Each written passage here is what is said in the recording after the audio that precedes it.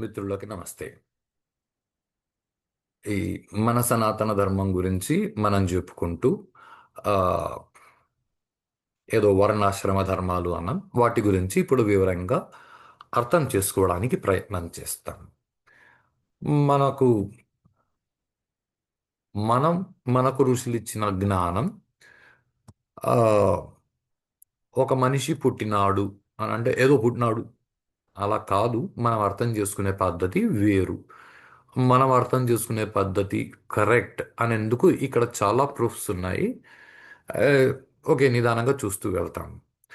So, birth అంటే మనకి భగవద్గీతలో చెప్పినట్లు భగవద్గీతలో కృష్ణ భగవానుడు ఒక మాట అంటాడు. వాసాంసి జీర్ణాని యదా విహాయ అంటే ఎలా అయితే బట్టలు ఆహ్, బాగా మురికి పడతాయో లేకపోతే చినిగిపోతాయో అప్పుడు మనం బట్టలు మార్చినట్లు మనము శరీరాలు మారుస్తాము. ఇది ముఖ్యమైన స్టేట్మెంట్. బట్టలు మార్చినట్లు శరీరాలు మారుస్తాము. ఇంతకుముందు వీడియోలలో కూడా చెప్పాను. నేను నిద్రపోతాను. అంటే ఈ నేను అనే వ్యక్తీకరణ ఏదైతే ఉందో, అహంభావం ఏదైతే ఉందో, నేను అనే భావము అది అసలైన నేనులోకి పడిపోతుంది. అంటే ఒక రకంగా చెప్పాలంటే అది చచ్చిపోయింది. సో, ఈ శరీరంలోనే రాత్రి చచ్చిపోయి, ఈ శరీరంలోనే పొద్దున్నే లేస్తే అందరూ ఓకే హ్యాపీ. ఈ శరీరంలో చచ్చిపోయి వేరే శరీరంలో లేస్తే ఓ చచ్చిపోయినాడు చచ్చిపోయినాడు అని ఏడుస్తాం. వేరే శరీరంలో ఖచ్చితంగా లేస్తాడు. లేకపోతే ఇంతమంది ఎందుకు పుడుతున్నారో ఎవరికి తెలుసు. పుట్టిన అందరూ ఒకేలా ఉండట్లేదు. వాళ్ళ వాళ్ళ ప్రారంధాన్ని బట్టి ఉంటున్నారు. సో, ఈ నేను అని ఎవడైతే పుడుతున్నాడో, శరీరాలు మార్చుకుంటున్నాడో, వాడు జీవుడు. జీవుడు అంటే నేను అని ఏదైతే పొద్దున్న నిద్రలేస్తున్నాడో వాడు. ఈ నేను అనేవాడు జీవుడు.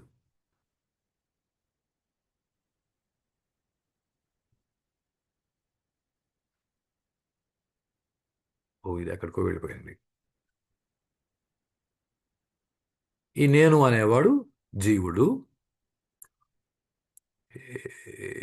Voice still introduction.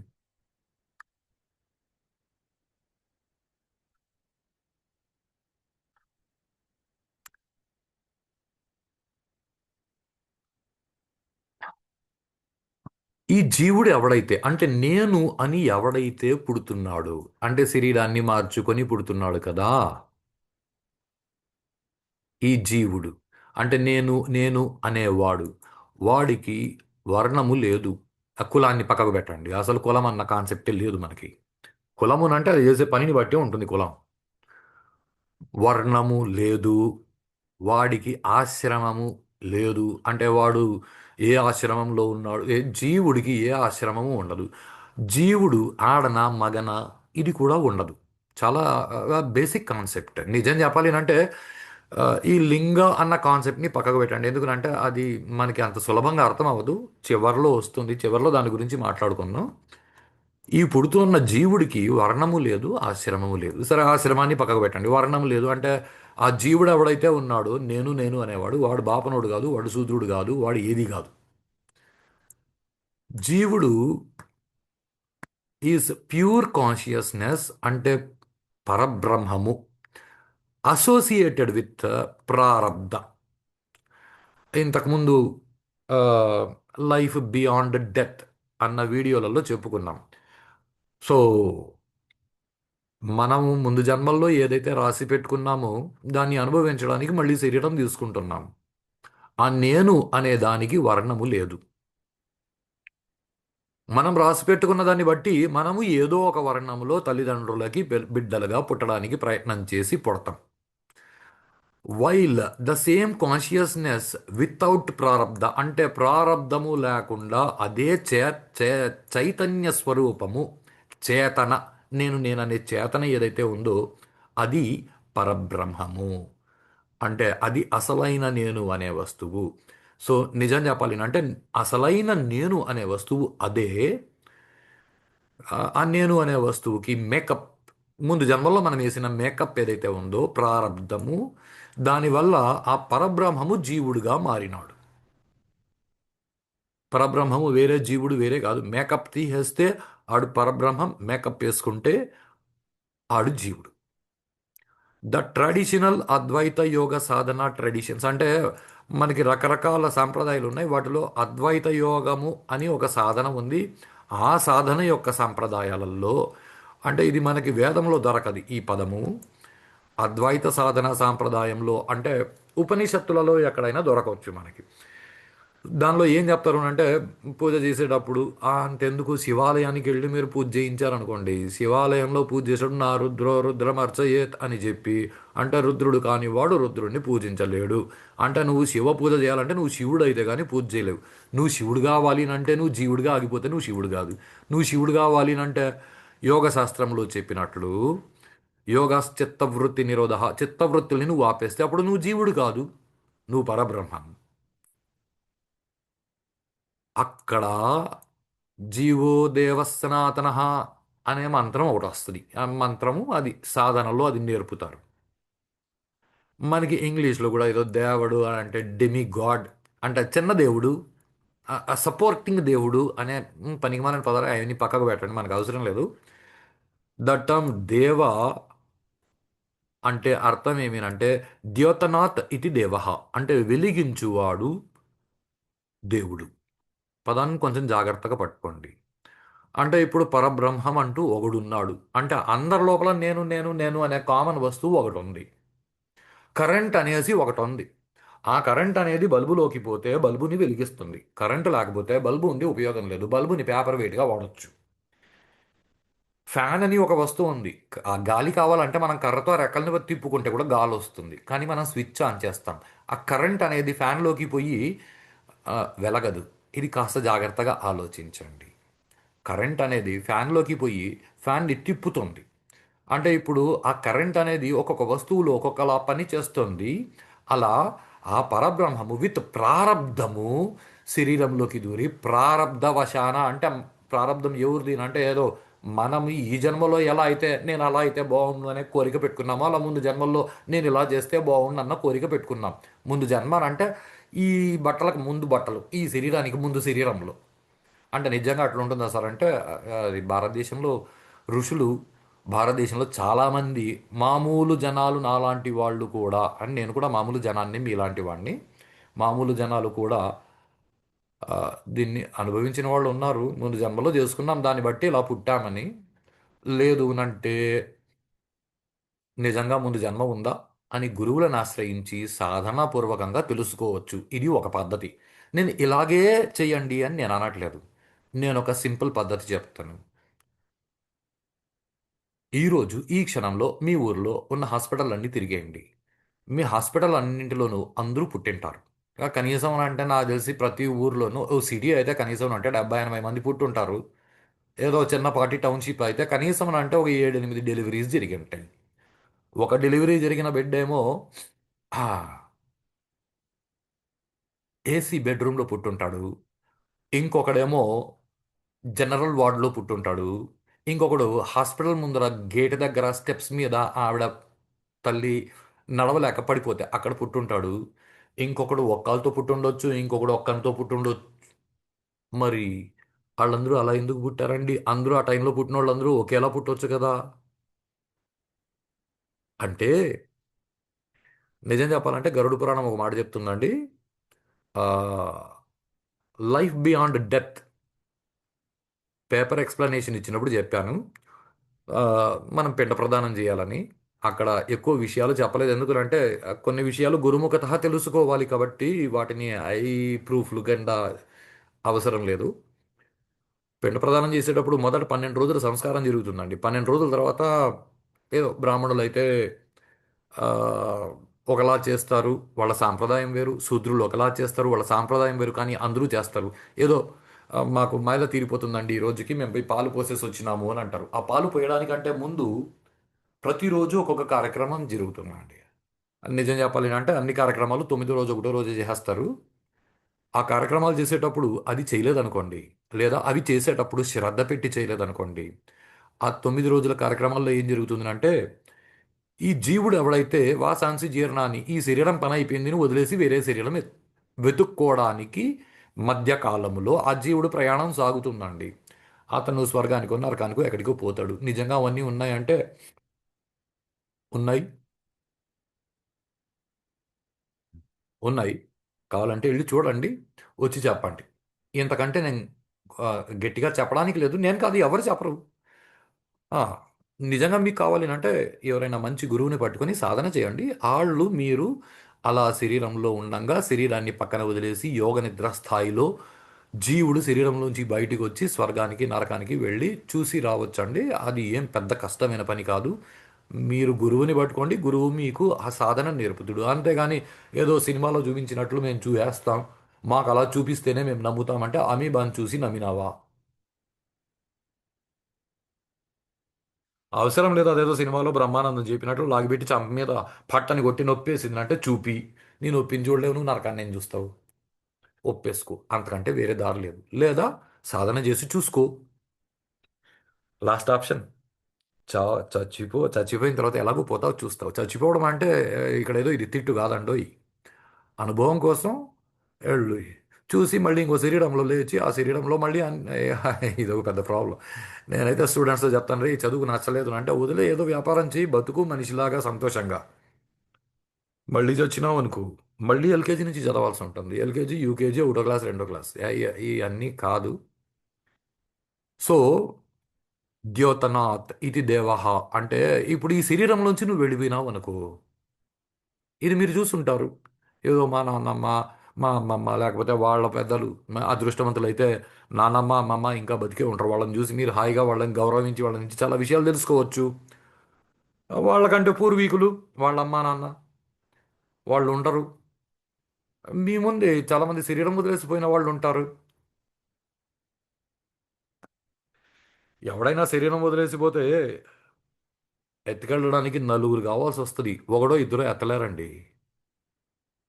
కానీ ఆ జీవుడు శరీరం వదలడానికి ముందు వాడు ఒక్కడే లోపల దూరి ఆ శరీరాన్ని వేసుకుని మీరు చొక్కా వేసుకొని తిరిగేసినట్లు వాడు శరీరం వేసుకొని ఎంత హాయిగా తిరిగేసి ఉంటాడు. ఆ శరీరంలోంచినే వాడు మాట్లాడుతున్నాడు. ఆ శరీరంలో చైతన్యం ఉంది. ఆడు లోపల నుంచి వెళ్ళిపోతే శరీరంలో చైతన్యం లేదండి. చైతన్యం పోయింది. అది జడ పదార్థం. దానికి ఎన్ని పులహారాలు వేసినా అది వాసన పీల్చదు. అగరత్తులు ఎన్ని వెలిగించినా అది దాని మీద చిల్లర డబ్బులు వేసినా ఏం ఎత్తుకోబోదు. డబ్బులు వేసినారు అనేసి 100 నోట్లు వేస్తే తీసుకుంటుందేమో సార్. ప్రయత్నం చేయండి. 100 నోట్లు కాదు, మీరు ₹1,00,000 నోట్ వేసినా తీసుకోరు. ఎందుకంటే దానికి సంబంధం లేని విషయం. ఆ జీవుడు ఎవడైతే ఈ శరీరంలో ఉన్నంత వరకు ఈ శరీరం నేనని వెలిగిపోతూ ఉంటుంది. నేనని ఆ శరీరం వెలిగిపోతోంది కాబట్టి వాడు ఆ శరీరాన్ని వెలిగించిన వాడు అంటే నీ శరీరానికి నువ్వు దేవుడు. నీ శరీరం నీ పనిముట్టు. నువ్వు అన్నం తినాలని అనుకుంటే శరీరాన్ని వాడుకొని అన్నం తినేస్తావు. నువ్వు నడవాలనుకుంటే శరీరాన్ని వాడుకొని నడిచేస్తావు. అంటే నిజానికి నువ్వు నీ శరీరానికి దేవుడు. అదే జీవో దేవ సనాతన అని సాధన చేయిస్తారు. ఈ పదానికి అర్థం అదండి. మీ శరీరానికి మీరు దేవుడు, నా శరీరానికి నేను దేవుడు. ఆ నిజం చెప్పాలంటే మనం భగవంతుడు పరబ్రహ్మం. కానీ ఆ విషయం మర్చిపోయి నేను జీవుడు అని అనుకుంటే ఓకే కొంచెం బెటర్. మనం అది కూడా వదిలేసి నేనే శరీరం ఎందుకంటే సినిమాలో వాళ్ళు చెప్పినారని అనుకుంటాం. అలా కాదండి జీవితం. సో ద్యోతనాథ్ ఇది deva that illumines or which makes one aware is called deva. So when jiva departs from body జీవుడు శరీరం వదిలేస్తే బాడీ జడ ప్రకృతి అవుతుంది. దాన్ని తీసుకెళ్ళి కాలుస్తారు, పూడుస్తారు, ఏదో ఒకటి చేస్తారు. ఎవరి సాంప్రదాయాన్ని బట్టి వాళ్ళు చేస్తారు. సో ఆ జీవుడు లోపల ఉన్నంత వరకు ఆ శరీరం వెలిగిపోతూ ఉంటుంది. నేనని తిరుగుతూ ఉంటుంది. ఇది మొదటి విషయం. ఆ జీవుడు ఎవడైతే వెళ్ళిపోతాడో వాడికి వర్ణం లేదు. ఇది చాలా ముఖ్యమైన విషయం. ఆ జీవుడు ఎవరు అంటే నిజం చెప్పాలంటే ఆ జీవుడే పరబ్రహ్మం. ఆ పరబ్రహ్మం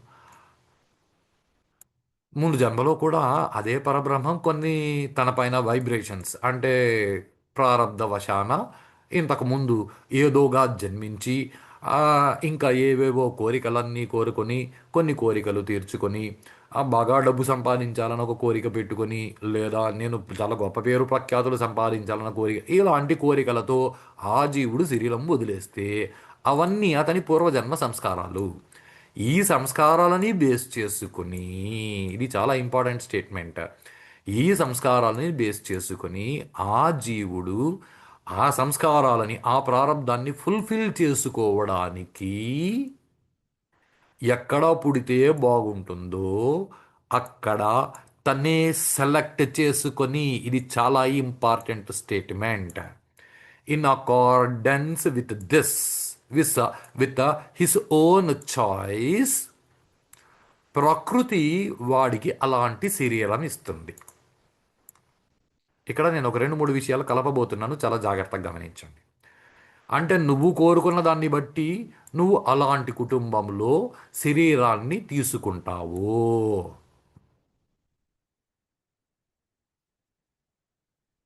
ఇప్పుడు ఇవన్నీ కూడా విషయాలే, కాన్సెప్ట్సే, భౌతికమైన వస్తువులు కాదు. నేను భౌతికమైన వస్తువు కాదు. ఓకే.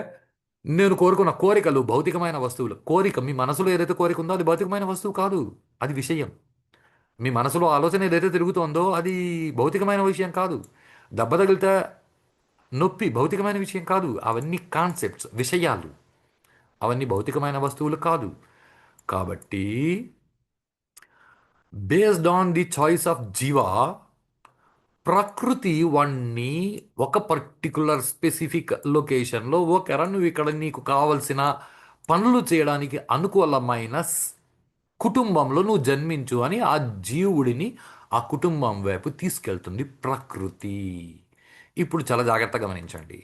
అంటే మాకు మేము చూసామండి, వాడెవడో ఒకడు బ్రాహ్మణుడు. ఓకే, మంచిది. వాడికి కాళ్ళు లేదు. ఏమో ఉండొచ్చు, బ్రాహ్మణులకు కాళ్ళు ఉండాలి అని రూలేం లేదు. ఉంటే ఉండొచ్చు, లేకపోతే పోవచ్చు. శూద్రుడు, వాడికి కాళ్ళు లేదు. ఇప్పుడు వాడు శూద్రుడిగా పుట్టాడా లేకపోతే బ్రాహ్మణుడిగా పుట్టాడా, ఆ వైశ్యుడిగా పుట్టాడా క్షత్రియుడిగా పుట్టాడా అన్నది వాడి విష్. అంటే ముందు జన్మలో నేను బాగా పని చేయాలి అని ఎవడైనా అనుకుంటూ శరీరం వదిలేస్తే వాడు గొప్ప శూద్రుడిగా పుడతాడు. నేను చెప్పే పదాలు చాలా జాగ్రత్తగా గమనించండి. వాడు గొప్ప శూద్రుడిగా పుడతాడు. గొప్ప శూద్రుడిగా. అంటే శూద్రుల్లో గొప్పవాళ్ళు తక్కువవాళ్ళు ఉంటారు, బ్రాహ్మణుల్లో గొప్పోళ్ళు తక్కువవాళ్ళు ఉంటారు. ఇప్పుడు గొప్పోడు తక్కువోడు అంటే బాపనోడు గొప్పోడు, శూద్రుడు తక్కువోడు కాదు. ఎందుకనంటే ఇదే మాట మహాభారతంలో అక్కడెక్కడో అర్జునుడు అడుగుతాడు, కృష్ణ, ఆ, శూద్రుడు తపస్సు చేసి బ్రాహ్మణుడు అవుతాడా అంటే, అసలు పనికిమాలని ప్రశ్న నీకెందుకు వచ్చిందిరా, బాపనోడు గొప్పోడు అని నువ్వెందుకు అనుకుంటావు? బాపనోడు తపస్సు చేస్తే గొప్ప బాపనోడు అవుతాడు, శూద్రుడు తపస్సు చేస్తే గొప్ప శూద్రుడు అవుతాడు. చాలా సింపుల్ స్టేట్మెంట్ అండి. చాలా సింపుల్ స్టేట్మెంట్. ఇక్కడ ఎవరు గొప్పోళ్ళు, ఇది ఒక పనికిమాలన్నమాట. నువ్వు బ్రాహ్మణుడిగా పుట్టాలనుకున్నావు, నువ్వు బ్రాహ్మణుడిగా పుట్టినావు. ఇది నీ చాయిస్. పదాలు జాగ్రత్తగా గమనించు. నువ్వు బాగా పని చేయాలనుకున్నావు, శూద్రుడిగా పుడతావు. బాగా డబ్బు సంపాదించాలనుకున్నావు, డబ్బులు బాగా మేనేజ్ చేయాలనుకున్నావు, వైశ్యుడిగా పుడతావు. ఏ నేను అందరినీ కంట్రోల్ చేయాలి అన్న చివరి ఆలోచన కోరికతో చచ్చావు. ఆ ఆలోచన ఫుల్ఫిల్ చేసుకోవడానికి క్షత్రియుడిగా పుడతావు, లేదా ఏ రాజకీయ నాయకుడి కుటుంబంలో నువ్వు పుడతావు, అందరినీ కంట్రోల్ చేసే పవర్లోకి వస్తావు. అలా నువ్వు ఏ కుటుంబంలో పుట్టాలి అని డిసైడ్ చేసేది నువ్వే. ఇప్పుడు అంటే వాడికి కాలు, కాలు అంటే బ్రాహ్మణుడికి కాలు కాలే, వైశ్యుడికి కాలు కాలే, క్షత్రియుడికి కాలు కాలే, శూద్రుడికి కాలు కాలే, చండాలుడికి కూడా కాలు కాలే. మరి వాడు కాలు లేకుండా పుట్టాడు అంటే, ఇప్పుడు గరుడు పురాణాన్ని తీసుకోండి. గరుడు పురాణం ఏం చెప్తుందంటే, 9 రోజులు కర్మలు చేసేటప్పుడు పిండ శరీరానికి, ఆ, చాలా జాగ్రత్తగా వినండి. మనమున్నది భౌతిక శరీరం. ఇది ఇంతకుముందు వీడియోలలో చెప్పాను. మనమున్నది భౌతిక శరీరం. రెండు, మనం ఇక్కడ నుంచి ఆ స్వర్గమో నరకమో వెళ్ళేంత వరకు దారిలో మనకు ఉపయోగపడే శరీరం ఏదైతే ఉందో దానిని పిండదేహము అని అంటారు. పిండదేహము. ఆ తర్వాత నరకంలోనూ స్వర్గంలోనూ సుఖాలు, దుఃఖాలు అనుభవించే శరీరం ఏదైతే ఉందో వాటిని భోగదేహము అని అంటారు. నరకంలో అయితే యాతనా దేహము అని అంటారు. ఇవి మనకి రకరకాల శరీరాలు ఉన్నాయండి. అసలు ఈ భౌతికమైన శరీరం వదిలిన వెంటనే మనం ఇమీడియట్గా పిండ శరీరాన్ని ధరిస్తాం. ఈ పిండ శరీరాన్ని ధరిస్తే కానీ మనం నరకం వరకు ట్రావెల్ చేయలేం. అలా పిండ శరీరాన్ని ధరించలేదు అనుకోండి, వాడిని ప్రేతం అని అంటారు. ప్రేతం అంటే ఏదో సినిమాలో చూపించినట్లు దయ్యాలు భూతాలు కోరలు చెత్త చదారం అయ్యేం కాదండి. ప్రేతం అంటే నరకం వైపు స్వర్గం వైపు వెళ్ళడానికి ఆ శరీరము దొరక్క ఆగిపోయిన ఆ, జీవుడు ఎవడైతే ఉన్నాడో వాడే ప్రేతం. అంతేగాని అక్కడ అంతకంటే ఇంకేం లేవు, సినిమాల్లో చూపించినట్లయితే ఉండరు. ఇప్పుడు ఈ పిండదేహం ఏర్పడడానికి కావాల్సిన సాంప్రదాయబద్ధమైన పద్ధతి ఏదైతే ఉందో, అంటే పాలు పోసినాము, లేకపోతే మేము రోజు పిండ ప్రదానం చేస్తాము, లేదా ఒక రోజే 9 రోజులది చేస్తాం. నువ్వు ఏ పద్ధతిలో చేసినావు అన్నది ఇంపార్టెంట్ కాదు, నువ్వు చేసినావా లేదా అన్నది ఇంపార్టెంట్. చేయలేదనుకో, వాడికి పిండదేహం, నువ్వు ఏదో ఒక రోజు కార్యక్రమం మర్చిపోయావు, లేదా ఆ రోజు కార్యక్రమం చేసేటప్పుడు శ్రద్ధగా చేయలేదనుకో, ఆ రోజు ఈ 9 రోజులు ఆ, మీరు ఏదో తల్లి గర్భంలో 9 నెలలు అన్నట్లు ఇక్కడ 9 రోజుల్లో మీరు అన్నీ ఏర్పాటు చేసేస్తారు. తల్లి గర్భంలో 9 నెలల్లో అన్నీ ఏర్పడతాయి, ఇక్కడ 9 రోజుల్లో ఏర్పడతాయి. అవి నువ్వు ఏర్పాటు చేసేటప్పుడు శ్రద్ధ లేకుండా చేసావనుకో, ఆ పర్టికులర్ అంగము ఆ పిండదేహానికి లభించదు. అంటే ఫర్ ఎగ్జాంపుల్ ఏదో 5వ రోజు 6వ రోజు, ఇది నేను కరెక్ట్ లెక్కలు చెప్పట్లేదండి. మీకు కరెక్ట్ లెక్కలు కావాలి అంటే ఈ కార్యక్రమాలు చేయించే వాళ్ళని అడగండి, పౌరోహిత్యం చేసేవాళ్ళని, లేదా గరుడు పురాణం తీసుకొని చదవండి. ఏ ఏ రోజు ఏ ఏ కార్యక్రమం చేస్తారు, ఏ రోజు కార్యక్రమంలో ఏవేవి జరుగుతాయి. ఇలా ఏదో కాళ్ళు ఏర్పడే రోజు యొక్క కార్యక్రమం మీరు చేయలేదు, లేదా శ్రద్ధగా చేయలేదు, అయితే ఆ పిండదేహానికి కాలు ఏర్పడదండి. ఆ పిండదేహానికి కాలు ఏర్పడకపోతే ఆ తర్వాత యాతనా దేహానికి ఎలాగో కాళ్ళు చేతులు రావాలంటే వస్తాయి, పోతాయి. ఆ తర్వాత మళ్ళీ శరీరం తీసుకుంటారు కదా, మీరు మర్చిపోయి ఉంటారు నాకు కాలు ఒకటి ఉండేదన్న సంగతి. కాబట్టి కాలు లేకుండానే పుడతారు. ఇప్పుడు జీవుడు ఆ దారికి వెళ్ళి ఏ కుటుంబంలో వాడు కోరుకున్న కోరిక తీర్చుకోవడానికి అనుకూలమైన కుటుంబం వైపు ప్రయాణం చేయడానికి ప్రకృతి పనికొస్తుంది. వాడికి కాలు ఉండాలా ఉండకూడదా అని డిసైడ్ చేసేది కూడా ప్రకృతి. ఎందుకునంటే మీ పిల్లలు వాళ్ళ పిల్లలు వాళ్ళ ఈ పిండ ప్రదానాలు ఎవరైనా చేస్తే కదండి జరుగుతాయి. అవన్నీ చేయకపోతే ఏం జరగవండి, వాళ్ళు ప్రేతాలే కొట్టుకు చేస్తారు. అంటే సార్ మిగతా కుటుంబాల్లో అంటే మిగతా మతాలలో ఇలాంటి వాళ్ళు కూడా సంవత్సరానికి ఒకసారి వెళ్ళి ఏదో పులహారం వేసేసి అంటే ఇక్కడైతే మీరు పిండ ప్రదానం చేస్తే మీ పితృదేవతలు తీసుకుంటారంట, పిండాలు ఇక్కడే ఉన్నాయి కదా వాళ్ళు తీసుకోలేదే అని అడిగేవాడు కూడా పులహారం తీసుకెళ్ళి సమాధి మీద వేసేసి వస్తాడండి. ఏ సమాధిలో ఉన్నోడు వాసన పీల్చుకుంటాడా? అంటే అది మా గ్రాటిట్యూడ్, ఇది మా గ్రాటిట్యూడ్. సాంప్రదాయాలు మారినాయి, అంతకంటే పెద్ద తేడా ఏంలా. మేము చెయ్యము అంటే నీ కర్మ, అలాగే ఉండు. నీ పిల్లలు కూడా నీకు చేయరు, అప్పుడు నువ్వు కూడా శరీరం లేక ప్రేతంలా కొట్టుకు చావు. ఎంతకంటే అక్కడ నిజంగా చెప్పడానికి ఏం లేదు. అంటే ఇప్పుడు నువ్వు బ్రాహ్మణుడిగా ఉంటే ఇప్పుడు నువ్వు బ్రాహ్మణుడిగా ఉంటే ఇది నీ గొప్పతనం ఇప్పుడుది కాదు. 3 జన్మలో నువ్వు అలా బతికినావు, అలా కోరుకున్నావు కాబట్టి అలా బ్రాహ్మణుడిగా పుట్టినావు. ఇప్పుడు నువ్వు శూద్రుడిగా ఉంటే అది నీ గొప్పతనం కాదు. ముందు జన్మలో నేను బాగా పనిచేసే కుటుంబంలో పుట్టి బాగా పని చేయాలని నువ్వు కోరుకున్నావు కాబట్టి బాగా పనిచేసే కుటుంబంలో పుట్టినావు. అంత తప్పితే బ్రాహ్మణ వైశ్య క్షత్రియ శూద్రలో జీవుడి స్థాయిలో ఏ తేడా లేదండి. శరీరంతో ఉన్నప్పుడు నువ్వు ఏ శరీరంతో ఉన్నావో ఏ వర్ణంలో పుట్టావో ఆ పనులు నువ్వు చేసుకోవాలి. ఇది కొంచెం జాగ్రత్తగా పట్టుకోండి. ఇది అర్థమైతే భగవద్గీతలో ఒక ముక్క అర్థమవుతుంది, అంతేగాని భగవద్గీత పూర్తిగా అర్థమైపోయినట్లు కాదు. ఎందుకనంటే ఈ పదం మనకి వర్ణము రు అనే ధాతువు నుంచి, మూల ధాతువు నుంచి వచ్చింది సంస్కృతంలో. వర్ణము మనకి 4 రకాల వర్ణాలు ఉన్నాయి: బ్రాహ్మణ క్షత్రియ వైశ్య శూద్ర. ఇది పురుష సూక్తంలో కూడా చెప్పినారు. ఇది చాలా జాగ్రత్తగా గమనించండి. అంటే భగవద్గీతలో చెప్పినారు, పురుష సూక్తంలో చెప్పినారు, భాగవతంలో చెప్పినారు. ఏదో బాపనోళ్ళు అయితే ఆ, మొహం నుంచి తలకాయ నుంచి వచ్చినారంట, శూద్రులు అయితే కాళ్ళ నుంచి వచ్చినారంట. ఆ, అంటే శూద్రులు కాళ్ళ నుంచి వచ్చినారు, కాళ్ళ నుంచి కాదండి. హాయిగా పడుకోండి, కాళ్ళు తలకాయ రెండు ఒకటే లెవెల్లో ఉంటాయి. ఈ పురుష సూక్తంలో కానీ భగవద్గీతలో కానీ భాగవత పురాణంలో కానీ వర్ణించినది మహావిష్ణువుని. మహావిష్ణువు నిలబడుకొని వెంకటేశ్వర స్వామికి దర్శనమిస్తాడు కానీ మహావిష్ణువుగా ఆయన ఎప్పుడు పడుకొనే ఉంటాడు. శేషతల్పమున పవలించేవా దేవా అని అన్నమాచారులు కూడా కీర్తన పాడినారు. ఆయన శేషతల్పం మీద పడుకున్నప్పుడు తలకాయ కాళ్ళు అన్నీ ఒకటే లెవెల్లో ఉంటాయండి. ఏం తేడా లేదు. శూద్రుడైనా బ్రాహ్మణుడైనా ఆ, జీవుడు జీవుడే, అంతా ఒకటే. మీరు కొట్టుకు చావాలి అని ఎవరైనా అనుకుంటే వాళ్ళు మిమ్మల్ని తీసుకెళ్ళి, చూస్తేవా బాపనోళ్ళు అయితే మొహం నుంచి పుట్టినారని బాపనోళ్ళు మంత్రాలు రాసుకోలేదండి.